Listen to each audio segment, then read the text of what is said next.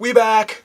What's up, guys? How's it going? I know it's been a little while. It's been like 3 weeks probably since my last trailer reaction or movie review or whatever I did. I've just been on vacation in Iowa visiting some old friends and family over Christmas break. So since I have a little free time, I decided to do a movie review about a film I just saw. And we're going to be talking about Insidious, The Last Key. So this is the fourth installment in the Insidious franchise. I'm a big fan of it, the first Insidious. When that first came out, I thought it was really scary. So I was kind of excited to see the fourth one. And unfortunately, the release date was January. For most of you guys who watch a lot of movies, you probably noticed that January, it's a slow time for movies. A lot of horrible movies come out in January. And most of them are horror movies. For those of you guys who don't know, Insidious The Last Key is a prequel to all the other Insidious movies. It's before the very first one. So yeah, Insidious The Last Key is about Elise, the character Elise, and her powers, and her dealing with a demonic presence back in her hometown.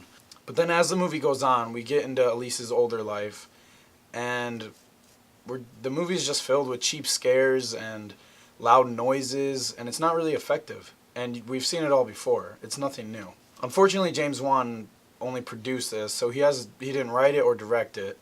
And you can tell because with his movies, there are jump scares, but it's more of creepiness. You're just staring at the creepiness like...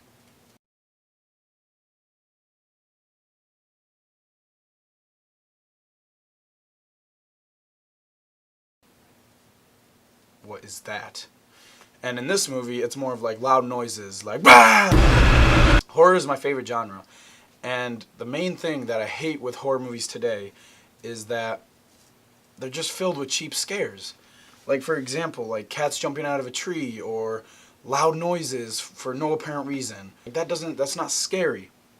And that's why like movies like It Follows or Sinister or The Conjuring, like when they don't use jump scares, they're really more effective because it sticks with your mind and it truly scares you rather than just, oh, here's a fake scare to, fool the audience into thinking something's scary. So like I said, this movie takes place before the first Insidious, and Elise's character isn't necessarily a bad character. She's a very complex character.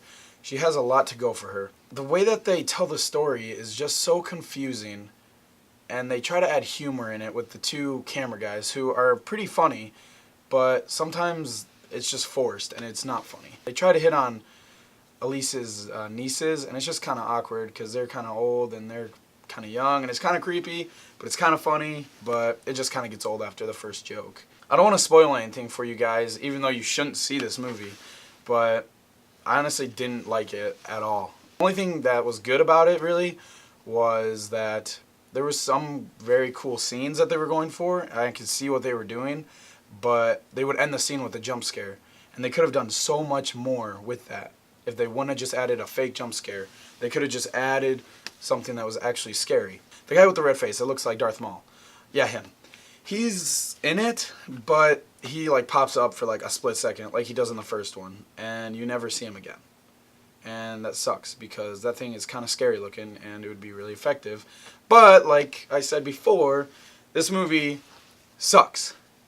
And yeah, you probably shouldn't go and see it. There you have it. There's my review of Insidious The Last Key. I'm just going to grade it, and I'm going to give Insidious The Last Key a D.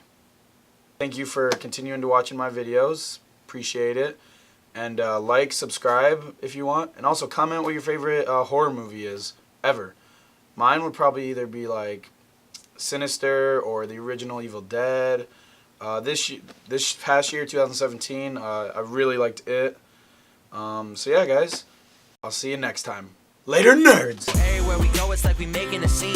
People telling me that I'm the all-American dream. Rap game, David Blaine, got some tricks on my sleeve that gon' make it really hard for you to ever compete. So if you're hating on me, boy, you must be tripping. Got your girlfriend telling me I'm different.